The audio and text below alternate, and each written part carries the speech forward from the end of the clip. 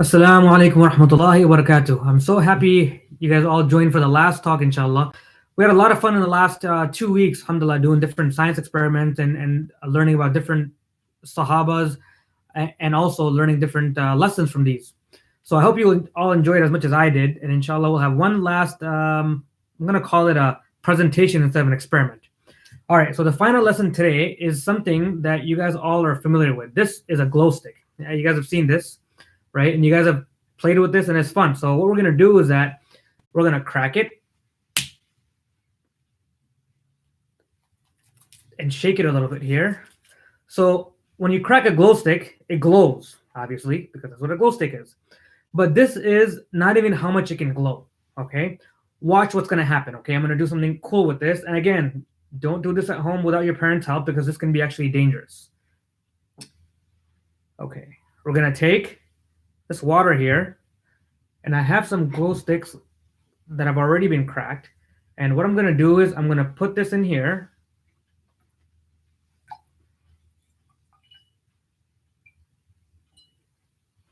Here's one glow stick and another glow stick.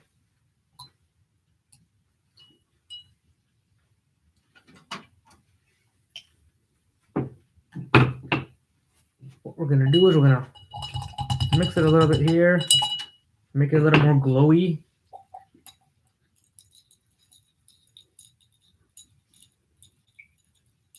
Okay, now what we're gonna do is we're going to turn the lights off. Okay, turn the lights off and see what happens. Go ahead, turn the lights off. See how much it glows in the dark. If you look at that, put the glow stick in here too. Look how much more glow there is. Take open the lights. So think about that as we do our talk, because sometimes things in this world can be very shiny, but they're not seen by our eyes and not as be when they're in the dark. Okay, so keep that in mind while we talk about the last story here. Okay.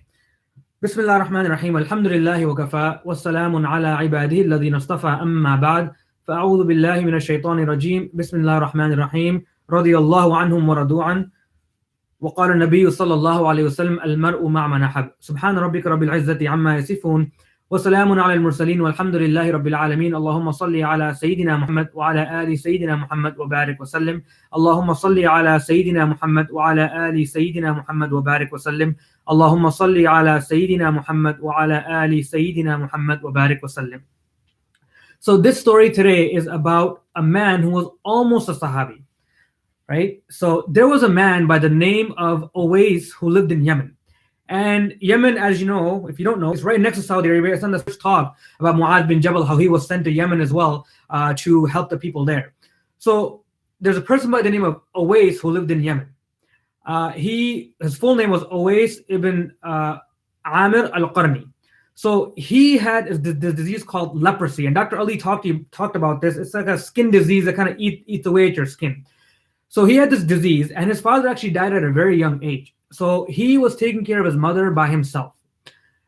He asked Allah subhanahu wa ta'ala to cure him of this disease, because when you have that disease, you have to be kind of away from people. People don't like looking at you because it's very disfiguring, and people, when they look at someone like that, they kind of get scared and whatnot.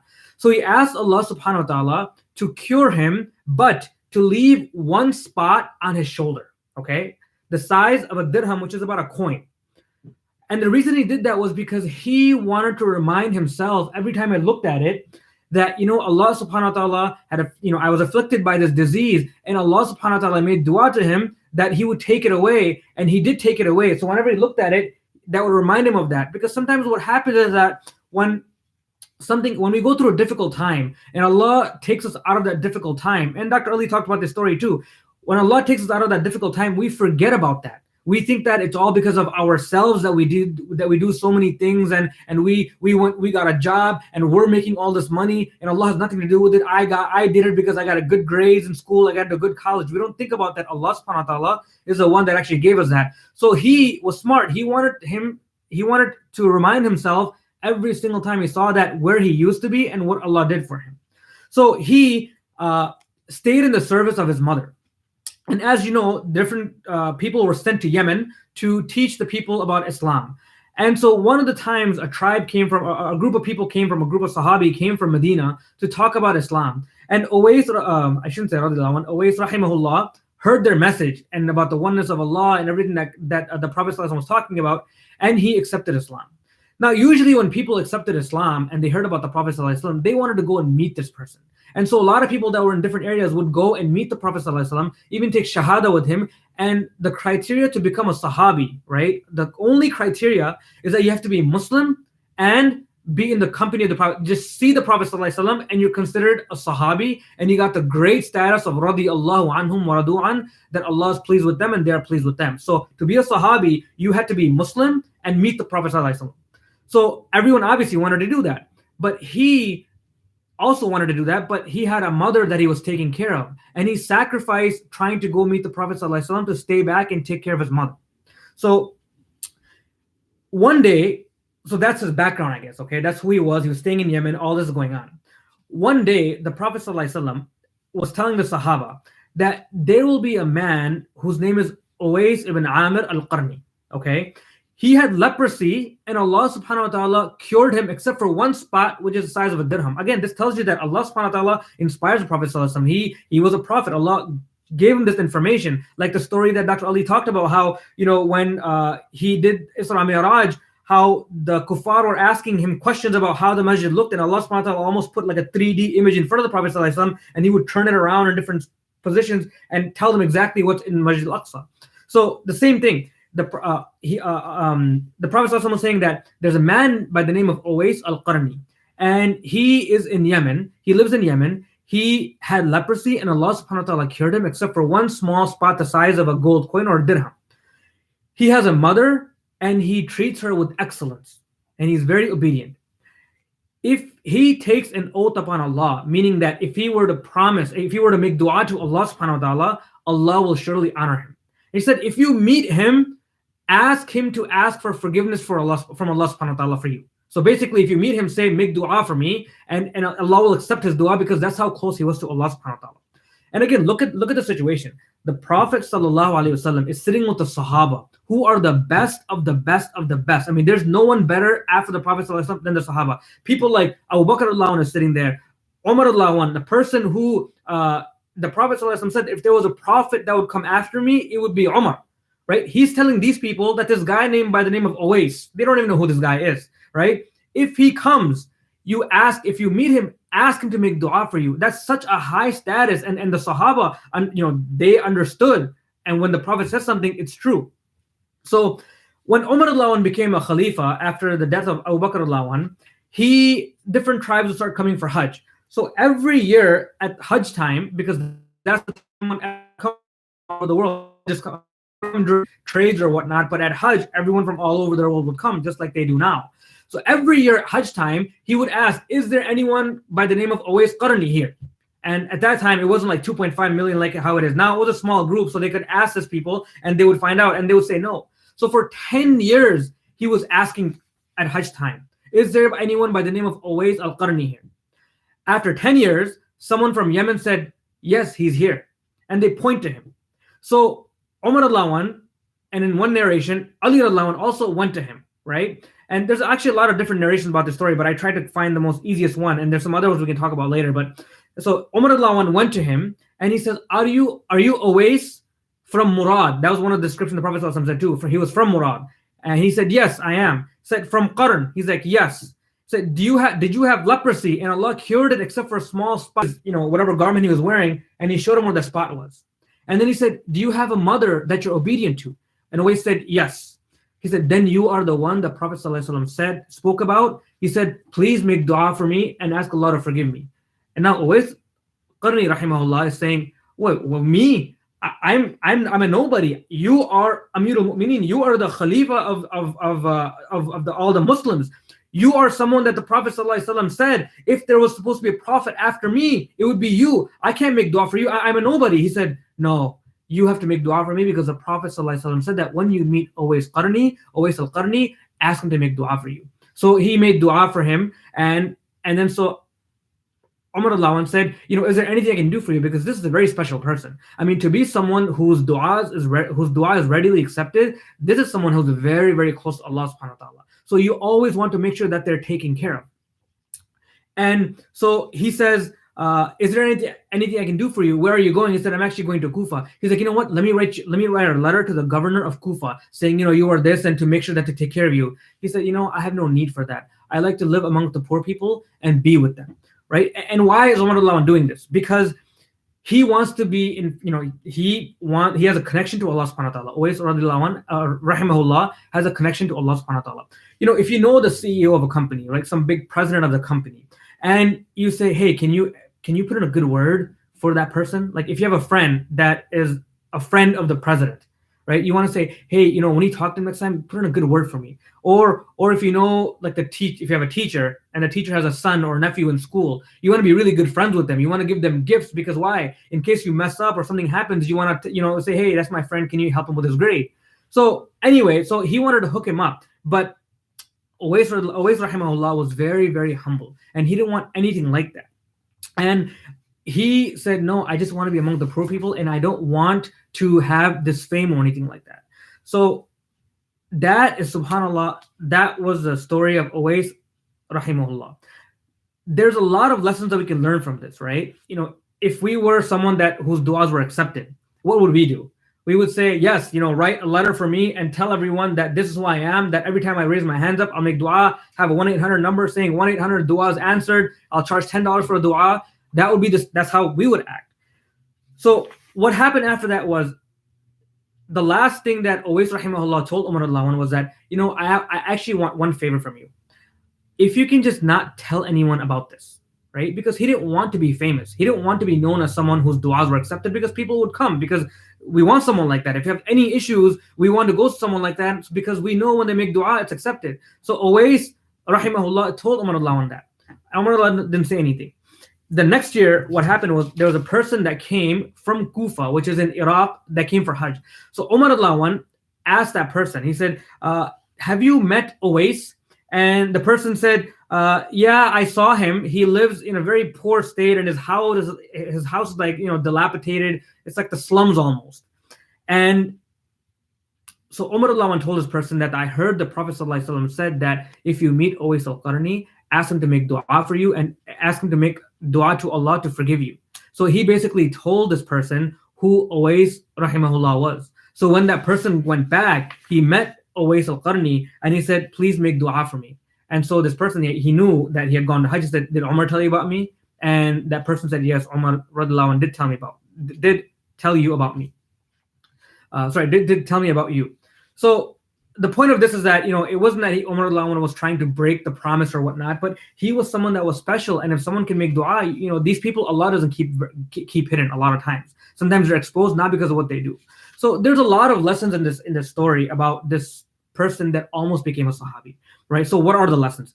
The first lesson is that he was afflicted with a disease, which was very difficult, right? And he never complained, but he made dua to Allah subhanahu wa ta'ala. And not only that, he made a dua to Allah that Allah leaves a small part to remind him that when he's cured, that he doesn't think he's a hot shot and, I never had this disease. I got better by myself because I took this medicine, as a reminder to himself. So whenever we're afflicted with something, we shouldn't go around saying, oh, I feel so sick. We go to the masjid and say, please make dua for me. I'm really sick. And we tell the whole world that, 364 days out of the year, we're completely healthy. But one day that Allah subhanahu wa ta'ala tests us and gives us this actually mercy, because sickness is a means of us getting our sins forgiven. That Allah gives us this, and we go and please announce it to everyone that I'm sick and make dua for me. No, he kept it, he was someone that didn't complain, and he made dua to Allah subhanahu wa ta'ala. So the other thing is that he gave up a chance to meet the Prophet sallallahu alaihi wasallam. And why did he do that? Right? If it was us and we had, let's say we were taking care of our elderly mother, we would say, you know what, let me find someone that can take care of my mom, and I'm going to go meet the Prophet sallallahu alaihi wasallam because I want to be a sahabi, and then I'll come back. Right? But he understood the value of taking care of his parents, of his mother, I should say. He sacrificed becoming a sahabi and meeting the Prophet ﷺ and seeing him with his own eyes to become a sahabi. What did Allah subhanahu and why did he do that? To serve his mother. And so what did Allah subhanahu wa ta'ala do? Allah subhanahu wa ta'ala elevated his status. He exposes how righteous he is, right? He wasn't doing this to say, hey, look, I'm such a cool person, I'm taking care of my mom, no, he's doing this. But Allah subhanahu wa ta'ala wanted everyone to know how great of a person this is and how great of a deed it is to serve your parents. So he tells the Prophet ﷺ, and the Prophet ﷺ tells the Sahaba, who are the best of the best, that if you meet this man, even though he's not a Sahabi, he said he's the best of the Tabi'een. And Tabi'een are people after the Sahaba. So Sahaba are people that met the Prophet ﷺ. Tabi'een are people that met the Sahaba. They're called Tabi'een. And Tabi'een are people that met the Tabi'een. So the Prophet ﷺ said he's the best of the Tabi'een, right? So Allah subhanahu wa ta'ala raised his status so much that his du'as, number one, are accepted every time he makes a du'a. Number two is that he told people to go ask him for du'as, okay? Number three, we're talking about Uwais al-Qarni rahimahullah, how many years later? 1400 plus years later, sitting all the way in Milwaukee. Look how much Allah subhanahu wa ta'ala accepted him. And the reason why I say this is because a lot of times we do things that we don't think anyone is watching us, right? For example, the deeds that we do, if we look at it, they seem very small, right? They seem like they're nothing. He's taking care of his mom. That's a responsibility. My mom is sick. I should take care of her. She actually was blind. She became blind later on, so he would take care of her. He probably didn't think it was a big deal, but Allah subhanahu wa ta'ala was watching. And Allah subhanahu wa ta'ala, it comes in a hadith that when someone does a lot of good and they do a lot of nafil, they become close to Allah subhanahu wa ta'ala. So what happens is that Allah subhanahu wa ta'ala says, I love this person, and he tells Jibreel alayhi salam, I love this person, so you should love him also. And then Jibreel alayhi salam goes to all the other angels, because Jibreel alayhi salam is basically the leader of all the angels. So he goes to the angels and said, listen, Allah subhanahu wa ta'ala loves this person, and I love this person, so you should love him too. So the angels take this and they go to the earth, they go to the world, and they declare to the world. We don't hear this obviously, but I'll give you an example about this. They tell everyone and everything that Allah subhanahu wa ta'ala loves this person, Jibreel alayhi salam loves this person, and we love this person, so you should love it too. And they become beloved. There are some people that when you meet them, all of a sudden, you've never met them before, but inside your heart, you feel like, wow, they're so special. I want to be with them. I like them. They must be really righteous and religious, right? There are people like that we've never met before, but we think so special of them. So these are people that Allah subhanahu wa ta'ala, there are people like that. And that's another thing, is that, this person was not a sahabi. It shows us that we don't have to be a sahabi. Sometimes we think, I can never do all those things like the sahaba, and I can never lay on the ground and be tortured like Bilal radiallahu anhu. They're so special. How am I ever going to get to Jannah? But again, Allah subhanahu wa ta'ala is showing us that this person was not even a sahabi. But because of the deeds that he did, Allah loved them so much. He did it with such sincerity, and Allah accepted it, that he became, almost at the level of the Sahaba, where the Sahaba were asking him to make dua. The other lesson is that Umar radiallahu anh could have asked him to make any dua, right? If you find someone that can make any dua and accept it, what do we say? You know what? Hey, can you make dua that I get $1 million and then I get, that mansion, or that, I get a BMW, or, I get all those toys, I want that, that Spider-Man toy, or that, Transformer. We would ask those kind of questions. But what did Umar radiallahu anh do? He didn't ask for anything, right? He didn't ask. He asked him to, number one, because the Prophet ﷺ told him, but he could have asked for more stuff. He said, ask Allah to forgive me. Right? They understood that at the end, nothing else matters. Everything in this dunya will be leveled, will be made into dust. What we'll go to our grave with is our good deeds and our bad deeds. And if we can have our sins forgiven, then the good deeds will be really high, and inshallah we get to go to Jannah. So he understood that. He could have asked him for anything. He could ask him to make him rich at that time. He didn't ask him anything like that. So we should always be thinking about the akhirah as well. What good can I do to get ahead in the akhirah? The next lesson from Uwais al-Qarni rahimahullah was that his humility, right? He did something that was very hidden and quiet, and he didn't make a show of it. He didn't go around and say, hey guys, look, I'm taking care of my old mom. I'm taking care of my, my mom who's blind. Look how great I'm doing. So sometimes in the age that we live right now, yes, it's nice to be commended, right? You want someone to say, mashallah, you did a good job. That's the natural part of who we are. If we don't get that, then we don't feel like doing it. But sometimes we get carried away in the sense that we only want to do things that will get on TV, right? So we may never pick up the trash in our house, but all of a sudden there's an event where people are sweeping the streets, and there's going to be channel 6 news, whatever. We on a camera so that we can be broadcast all over the internet, all over the TV, so that we can take that clip and we send it to all our family and friends and look what we did, right? But that's not how he was, and that's not how he was elevated, right? He was elevated because he kept all these things hidden. He didn't publicize to the whole world, to the Sahaba, to the companions that came from Medina, say, you know what, I can't come to meet the Prophet. I really want to meet the Prophet, but I really can't because, I'm taking care of my mom. I'm really hardcore, mashallah. I'm really religious. I'm taking care of my mom. I just tell the Prophet. He didn't say anything like that. He just had the iman in his heart, and the Prophet, Allah subhanahu wa ta'ala, showed who he was. So we never know which small deed Allah subhanahu wa ta'ala loves, right? And again, we talked about in the examples, what in the previous stories, when you have sincerity, right? When you have sincerity, Allah subhanahu wa ta'ala accepts it. Allah accepts the deed and takes it really high, right? The lady that cleaned or nothing, right? But when you close the light, and that's important because on the day of judgment, it's going to be complete darkness, right? It's going to be complete darkness. And our deeds, inshallah, are going to light that way, right? Our deeds, however many deeds we have, inshallah, that will be the light for us on the day of judgment. If you look at all the stories that we talk about, or even different stories, how did people get to Jannah? Some people, they just did one good deed and Allah loved it so much that He gave them Jannah, right? The lady who cleaned the masjid. Again, she wasn't advertising herself, saying that, hey, look everyone, I'm cleaning the masjid. She didn't say that. Or the lady that gave the thirsty dog some water. That was for herself. She gave the dog some water. Allah loved her and He forgave everything that she did, right? The son, the other stories about the son who would every day bring milk to his parents before he went to his own house. One day he ran late and his parents fell asleep. So what he did, he stood by his parents' bed with the glass of milk because they didn't have refrigerators back then, right? And he didn't want them to go hungry at nighttime. He preferred them over his own family. So he waited next to them until they woke up and he gave them milk. And Allah subhanahu wa ta'ala loved that so much, right? That, this person, obviously Uwais al-Qarni, who served his mother, she was blind. It's hard. It's sometimes these things are very hard to do.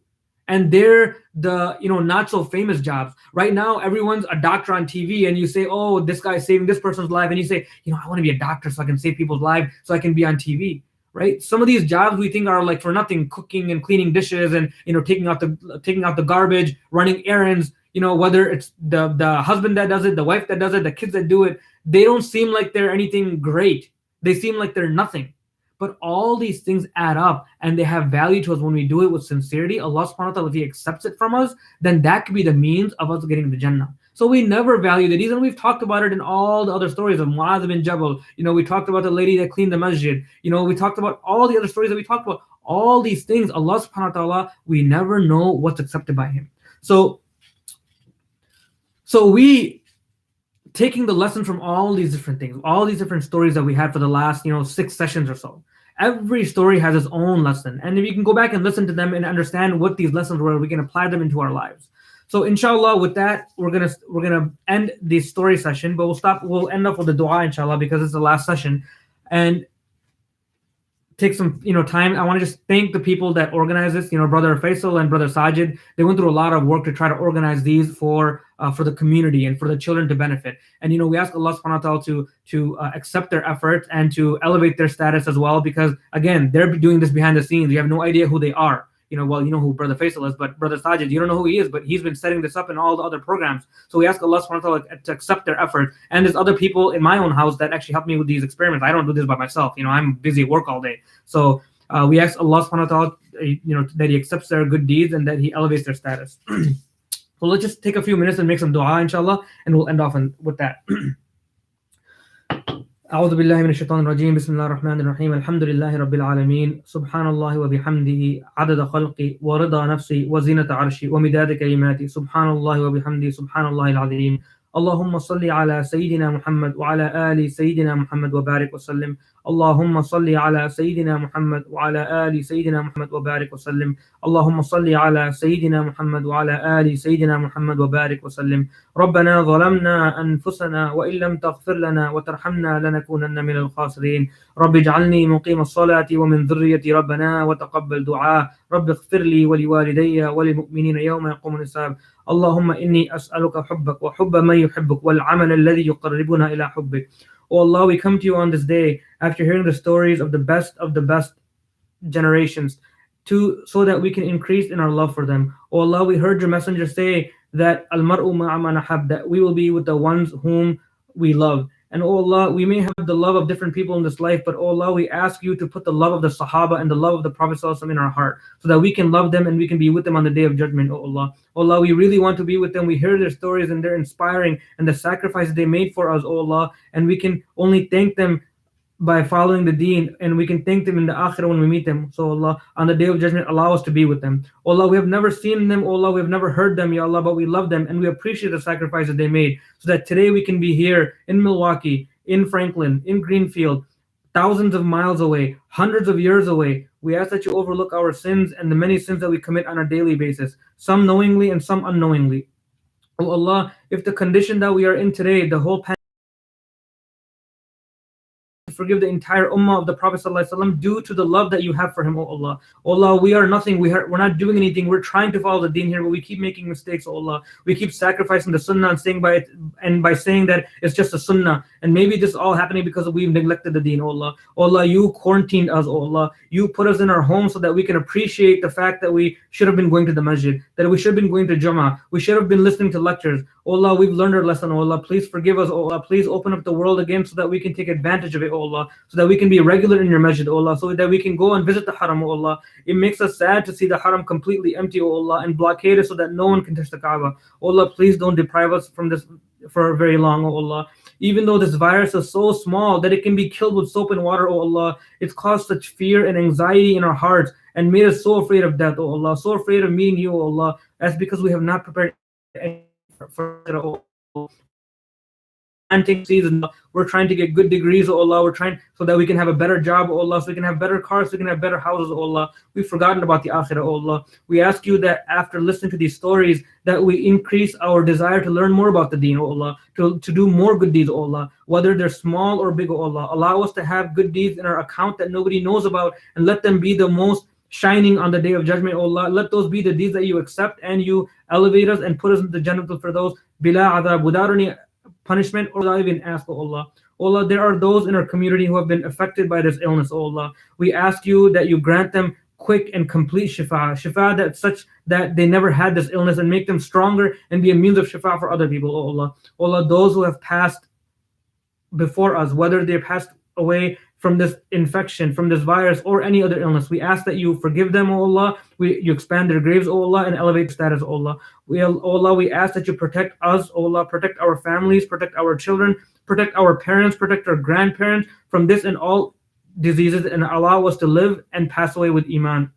Oh Allah, if we are afflicted with this, oh Allah, we ask that you allow us to have patience like Uwais rahimahullah did, and that we ask that we turn to you, oh Allah, and seek help from you, oh Allah. Oh Allah, we ask you to forgive all the speakers that have spoken here, and for any of the shortcomings they may have in their information, or if they have misspoken, oh Allah, please forgive them. Oh Allah, we ask you to accept all the efforts that are going on during this time, as we're struggling to have some sort of deen in our life, so that we don't forget about all these things, oh Allah. We ask you to grant us tawfiq to serve our parents as we should be, oh Allah. If our parents have passed away, we ask that you forgive them, oh Allah, and we ask you that you allow us to be a sadaqah jariyah for them, so that all the good that we do go into their accounts, oh Allah. Oh Allah, we ask you for all the good things that the Prophet ﷺ asked for, and we ask you for protection from all the things that the Prophet ﷺ asked protection from. وآخر دعوانا عن الحمد لله رب العالمين. اللهم صل على سيدنا محمد وعلى آل سيدنا محمد وبارك وسلم برحمتك يا أرحم الراحمين. السلام عليكم ورحمة الله وبركاته.